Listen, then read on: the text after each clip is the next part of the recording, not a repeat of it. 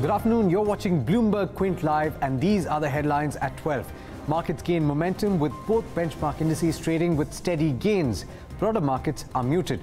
India VIX slips. IT stocks extend run for the second straight day after Gartner sees IT spending hitting $3.7 trillion in 2018. The 10-year benchmark bond yield drops 18 basis points after the government cuts its additional gross borrowing target to 20,000 crore from the earlier 50,000 crores. The Ruia family may have come up with a complicated holding structure in order to bid for SR Steel. That's a Bloomberg Quint exclusive. Hindustan Unilever will be the first FMCG company to come out with its third quarter earnings. Zee Entertainment and Bharti Infratel are the other two nifty companies that will report their third quarter numbers today. And with that, it's over to Darshan Mehta for Hot Money. Darshan? Hi Alex, thanks for the introduction. Hello and welcome to Hot Money on Bloomberg Quint Live, India's first digital live streaming business news service. This is a show which gets you a complete wrap of all the stocks that are buzzing in trade. I'm Darshan Mehta. Let's welcome our experts then, Ashwin Agarwal of Newberry PMS, Kalra of Target Investing, and Amit Mantri of 2.2 Capital. They always join us on the show. Today on Hot Money, we'll discuss stocks like Bajaj Corp, Chaya, Cochin Shipyard, and the top picks from the IT space. Let's start with the first stock, and that is Bajaj Corp. The counter is trading at lifetime highs. Numbers were also not bad. They were decent set of numbers. In fact, a Macquarie note came in earlier which indicated that they believe that Bajaj Corp could be the next Marico. So we'll ask our guests what they believe is the potential for Bajaj Corp. Amit, Bajaj Corp lifetime high, can it be the next Marico, and what's your view on it? So they have stated a very aggressive plan of new product development, and that's why people are drawing parallels with Marico. But what we don't see in the history is that they have been trying new products, be it Nomarks, their other products as well.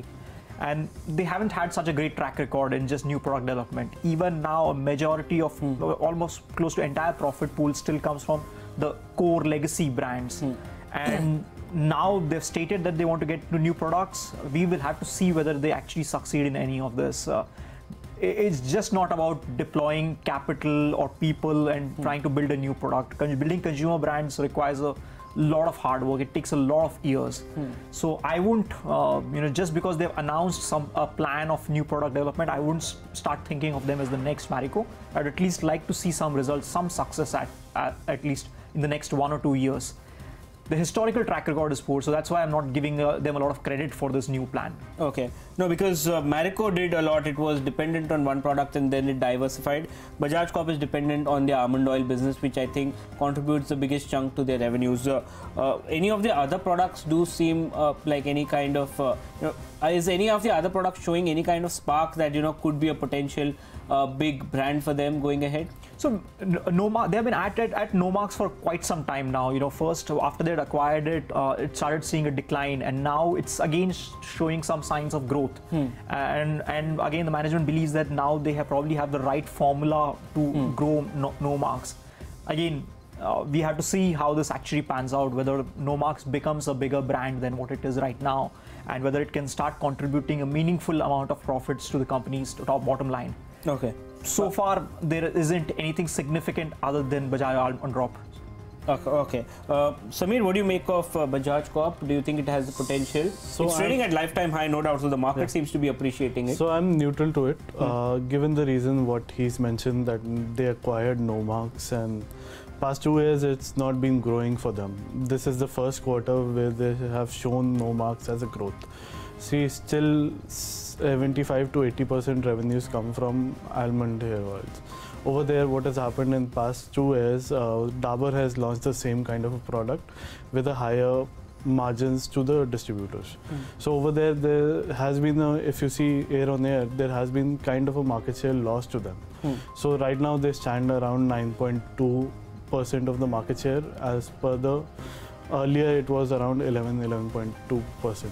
So they have to play either a catch-up or they have to enter new segments to take the upbeat. The problem with them is their main raw material is liquefied LLP. So that price jumped from 43 to 62 within a quarter. So that made very difficult for every oil company. So like Dabur, Marico or Bajaj, for taking any kind of price hikes to pass on this immediate action. So they were not able to do this. Now they are planning a price hike in 3 to 4%, but the only point is the pricing power is not there. So that's why the management saw the emphasis of creating new products. But I think it's very difficult to create either a sizable market share in the current segments or create a whole new market segment as such. It takes a lot of money. So I'm neutral, but I would like to see how they develop on the no marks. What about valuations? Do you think it's fair? It's cheaper than the other FMCG majors. If you see the numbers since March 2015, the revenues has been around 200 crores per quarter. And that has been stabilized. Now, if I give any kind of evaluation to this company, it will be unfair. Because if I would have given a 30 to 25 P in 2015, it's doing the same kind of P to a certain extent before this kind of a run-up. So I think when you are a single product and that single product is being stabilized for so many years, I don't like to even give a valuation to it as of now. Okay. So it's a more of a neutral view that's coming in. Ashwin, what do you make of it? So it's too neutral. So basically, again, the framework would be price and value. I'm bearish, but I love the company. It's a one product company so far. Like majority of their earnings and revenues come from there, which is not bad per se. And they have a good capital allocation policy. They give out the big payout ratios. The way I would value it, I would not put any value on Nomarks, and I would not put any value on the whatever the pipeline is. But the standalone business should be valued at around 5,000 crores in my opinion. So right now it's trading around 7.5. So if there's a meaningful decline in the price, it's a very good company, like high ROEs, good promoters, good track record. They have like dominance in that almond oil. They can increase prices. I think they have every decade. But yeah, just it's a valuation call. It's bearish. Okay, so none of our guests seem to be convinced about Bajaj Corp, even though the counter is trading at lifetime high. So performance, they need to watch out for the performance, and what they do next to de-risk themselves from Bajaj almond oil is something that our guests are watching at this point of time. The next one is Chaya. Initially, it's part of the Marico group. The counter has run up significantly this year. It's up almost 17%. Today also the counter is up. On the last 12 months, it's up almost 50%. What seems to be working for Chaya? Ashwin, I'll start with you. Any view on Chaya? So basically, I'm neutral. I haven't followed it much, the counter, I must say, but it's a skin and hair clinic. They have dermatologists involved. It's an asset-light company, and the good thing that I like about it is that they're giving out franchisees. So basically, that means that they won't require a lot of capital to scale up, and the revenues are 50% India and 50% in the Middle East. So again, it comes down to the risk that I would be like, if they do scale up on a franchisee model, it's going to be a multi-bagger. But if they, like right now the company is not profitable, but say if you think that they could double their store count every 3-4 years on a franchisee model, I think that would be good for the company, but I wouldn't buy it at the current valuation. Say if it was 20-30% lower, I would invest. Okay, Amit, what about you? Any view on Chaya? No, I'm quite not very well tracked, but any view on? So I've been studying it since the demerger happened, the company, and if you look at just the performance, the idea when Chaya was demerged from the Marico group was that this will be an independent management team, and therefore it will get the right focus to help it grow. And if you see the performance, it has just not lived up to expectations. The India business, they have now been in this business for 10 years, close to almost in India, and still nowhere close to profitability. They're barely making even operational profits. The Middle East business continues to do well, but even there now they're seeing challenges because of commoditization of few of their services. Okay. So from a business perspective itself, both their existing India business as well as Middle East business are facing challenges. And there doesn't seem to be any trigger for how this will change. Management was earlier expanding into the Chaya skin bar, had gone very aggressive on that front. Now it's rolling back that experiment as well. So on India, they've tried a lot of stuff and that hasn't worked out well. The valuations, there is a big disconnect between the performance of the business and how the company is being valued at. It's being currently, I think 1100 rupees is the stock price, and when it demerged, it was at around 300 rupees. And from that time, if you look at it, the performance has probably only deteriorated. So while they have increased the store count, but the store level profitability has worsened for them. Okay. And the issue was Middle East, which was doing fantastically till maybe 6 months back or 9 months back as well. Now that is facing challenges as well. In management of the con call have been saying that, you know, their main vertical, some of the main verticals are being commoditized. So how do they replace that with other services which can add similar profitability in the Middle East? I'm fairly negative on Kaya at current valuations, especially. So what's the valuation currently? On what valuation is? No, so the company barely makes any profits right now. Okay, so you can't make any. Yeah, so it would be 100 times PE or something of that sort, because Middle East is profitable, India is loss making. What seems to be the trouble that the management has said for the India business? What's not working for them?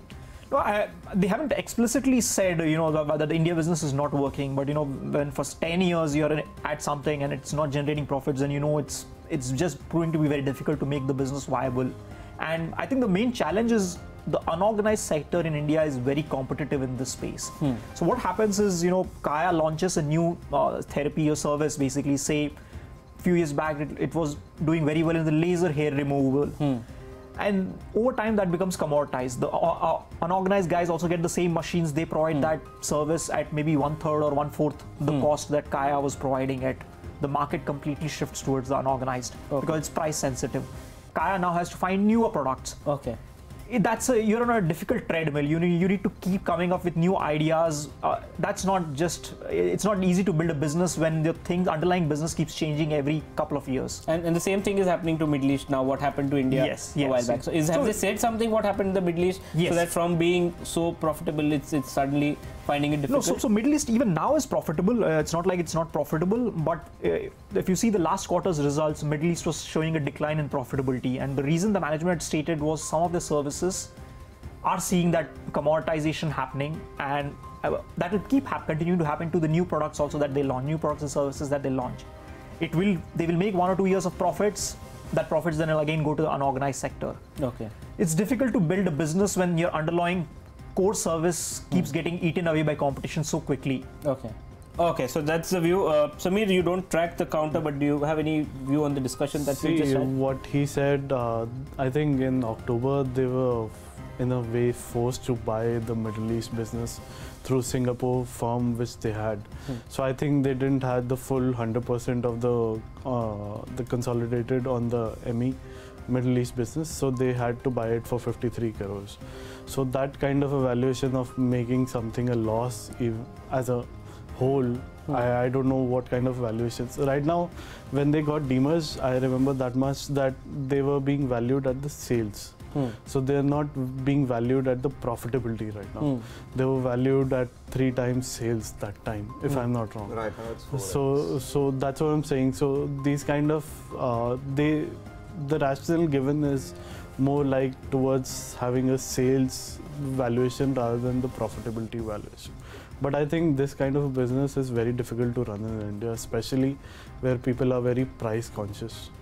So I don't have a valuation thing, but I think if something has not given money in 10 years, I don't think so. What will change to change? No, as in it's franchising is okay, but the only point is even if you franchise, you are able to earn some kind of a royalty from the franchise. Yeah, just don't take the risk. So, but the only point is I will not like to invest. It's very unlikely that a franchisee will take something where the parent itself is unable to make money on to that. their credit, at least they're trying to franchise it out now. No, that is fine, but I don't think so. I will be rather invested in this. Okay, so that's the view that's coming in on Kaya. Again, like Bajaj Corp, not the best views that are coming in from our guest. Amit is rather negative. He's tracked the company very closely and says that the management itself is actually pointing to a lot of concerns as far as growth in India and the Middle East is concerned. Let's move on to the next stock, and that is Cochin Shipyard. Again, the counter has been buzzing significantly. A lot of new reports come in every day on the counter. The last one that came out was GM Financial, which believes a potential target of 700 on Cochin Shipyard. So it's done very well post the IPO, received a lot of subscription, has rallied significantly. Samir, any view on Cochin Shipyard? So I'm neutral to bullish on the firm. The only reason is, see, if you see past 5 years, it's done a PAT margin of 15% irrespective of the revenues. So that has a stability of the things. See, being a project-based firm mostly, so around for 70% comes from these shipbuilding and 30% comes from repair services. Okay. So repair services has a higher margin of around 32% and the shipbuilding has around 10% margins. So the mix has been stabilized through these years, but now as government is more focusing on the repair side, see, repairs is much more profitable in the sense that it's more revenue generating on a consistent basis. So that's why you're able to earn more margin out of it. So the only trigger which I want to see is they having a bigger chunk of the repair rather than the shipbuilding. Because shipbuilding, though they are getting consistent orders, it's bulky, but the only point is there's a risk to that. Because building the ship and getting it delivered is, so till the time it's built and delivered, the client has all the rights to stop the delivery or delay the delivery. So that's where these project-based companies get hurt. Same like a Kirloskar pneumatic where project-based business gets hurt. So that's where I think repair business, if they focus more on, it's more cash generating and a higher bit. Okay. Has the management given any indication of the shift that they are looking at? So what they have explained even during IPOs, see, even the government, if you see the commentary on it, shipbuilding is something which is order based, right? So that is more from the defense side or these kind of places. But repair services, India is more focusing on becoming a hub for ships repair services, and even the management is more optimistic about it rather than the shipbuilding business, which is a consistent cash flow generating for them, but it's a very lumpy business. So they are positive to show kind of a 40 or 60 from a 30 to 70 today. Okay. What about you, Ashwin? Any view on Cochin Shipyard? Yeah, so I agree with what Samir said. I think so. Basically, their revenues are 70% building, 30% repair. The repairs annuity. It's not heavy on working capital, stuff like that. The company in general has a lot of cash also on its books. That was great considering it's a shipyard. I thought it would be mired in debt, but it's actually debt free. And most of their orders, I think 70% of their work's for defense, which is, so if you're, I would say, out of all the defense plays, like I think Reliance Defense is comparable to Cochin. I think this is way better than Reliance Defense. But you're completely betting it on government order flows. So again, I think it's a good company because of their maintenance thing. I would just try and buy it in some kind of distress, like when the orders are not coming in or something like that. Okay, so Amit does not have a view on Cochin Shipyard, so we'll move on. But it's a slightly bullish stance that's coming in from Samir on Cochin Shipyard. Ashwin would believe that, you know, a potential correction would be the time to buy it. Before we move on, here's a quick recap of all the guest views on the stocks that we've covered till now.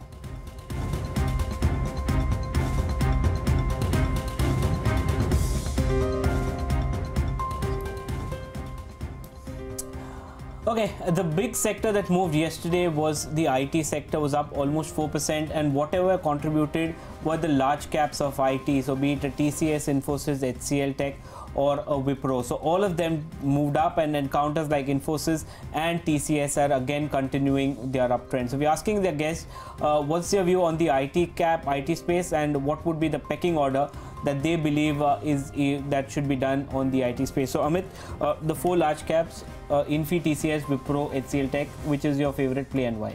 So I think the way to play probably the IT story is to maybe have a basket of all the major IT companies, because I think becomes over the longer term, it becomes difficult to pick and choose which player will do well. Every 2 years you see a different leader in terms of growth, in terms of margin profile that we are seeing. And so my preference would be to, you know, because essentially the bet here is there is a macro revival in IT spending in the US market and other developed markets, and that will benefit all players. The benefit will not flow through only one player. So in that sense, I would probably choose a basket of all the major IT companies. But if you had to pick just one, I would probably go with TCS.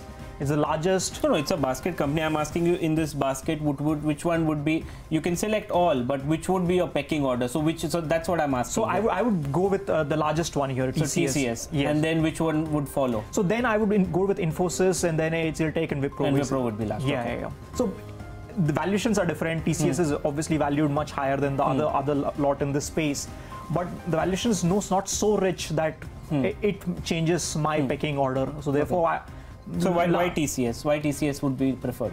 Large is beautiful in this space. We see a lot of niche mid-cap companies tend to have a fairly higher growth rate than large cap IT. But among the large cap IT, I haven't seen the ability of the smaller large cap companies, say Wipro or HCLTech, beating the likes of TCS in a historical growth rate. So if these companies have demonstrated over longer term that TCS can keep growing even at a large scale. Margins, all its ability to withstand even the headwinds that come in are much stronger. So therefore the preference is towards TCS. Okay, two questions. Firstly, do you believe like the second quarter was clearly the mid caps outshone the large caps? Do you believe that this trend will continue, and do you believe that going ahead the trend for large cap IT will return? So on that, I think over the next few years at least, I clearly believe that large caps will do much better than mid caps. But does that mean that large caps will deliver positive return? I'm not sure. Okay. But it's purely from a valuation standpoint that mid caps are now so egregiously valued that it's difficult to generate returns by betting on that. Large caps, while expensive, are relatively cheaper. Mid cap is now, I think, 40-50% at premium to large caps. And these are much inferior businesses. There's a reason large caps are large caps, because these have been fantastic businesses led by fantastic management teams, have much better balance sheets and ability to withstand any headwinds. Mid caps with a little bit of shock will end up going back to small caps. Okay. So the mid caps over a longer period should be at a discount to large caps. But what we have right now is a significant premium to large caps. So I would believe that large caps would do pay to play. Yes. The IT theme. Samir, what about you? Infy is your top pick. What would be the pecking order, or would you just Infosys, TCS, Wipro, HCLTech. Okay. That has been the recommendation as well before even we started this kind of a discussion. TCS, last week I explained that large caps are being taken as they should show the same kind of growth the mid caps. That will never happen. First of all, large caps have a traditional business and a digital business which they are running. Now that digital business is growing higher than the mid caps, if you see today. Now that kind of a valuation will not be given today because it's very small as compared. So Infosys has around 10% of new services business. So if you see that chunk, it's a very big in absolute numbers. But as the contribution to the EBITDA and all, it's very minute right now. I like Infosys because last year we all had this issues in the corporate management side, on the numbers side. They were all showing some kind of a, even the investors showed some kind of a distress in the firm. So my only point is out here, this Q3 numbers which have come down, the attrition has gone drastically below. From a 17.5, it's gone to 16% on a standalone, and a 18.5 from a 21% on the consolidated basis. See, for ITs, these numbers are important because these drive the employee expenses for you, and this drives the EBITDA in final sense. And the 8% YOY growth. See, everyone tries to now matter and a Q on Q growth. Q on Q won't be that big, but if you see a YOY, it's a 8% growth. At that kind of a base, I think it's a very good growth, and especially at these kind of valuations. So another plus point which I give to Infosys is they've signed a APA with US. So that gives them a 1% reduction in the tax part for the next 5-6 years. And previously they've got this quarter $225 million. Another $223 million are still to come in next, that will be divided in the next few quarters. So I think that stability comes in. Even now today in the papers, it came in that one decision which was taken to shift the CFO to US, that has been going to be reversed and the CFO will come back to India. So that's another positive, because all these kind of rejigs, and I'm looking forward towards April when the new CEO reveals what his strategy towards the company will be. So I think because of that, I put Infosys a little bit more than TCS, because the distress in the last year was more impactful on the Infosys numbers and valuations rather than the TCS. Okay, so Infosys would be the top pick for Samir, and what about you? Is Infosys your top pick also? Yeah, so I would say TCS is definitely better business than Infosys, but Infosys is a better investment than TCS because it trades at a significant discount. I think on the discussion of large versus small, I think large is better because they have long-term contracts where they sign like 4 or 5 years contracts, so it's hard for a competitor to jump in. And then there's also like a continuation, like if someone's managing your back office, you tend to stick with them. It's a very, like they have a repeat business. Most companies have a repeat business of 99%. So that shows it has a very sticky consumer base. Yeah, I think they should all do well, even Wipro, because now they're buying back stock, paying out really high ratios. So the growth is really on the reinvestment of the dividend that you get and how you lay it out. And if they do a buyback, right now it's a good time to do a buyback because their stocks are cheap. But if they just continue doing the buyback without any reference to price, that's negative. They should do a mix of dividend and buybacks. But I think on a risk-return basis for 2 years, I think it's one of the best sectors right now. Okay, before we wrap up on the show, here's a quick recap of all the guest views on the IT sector that we spoke about.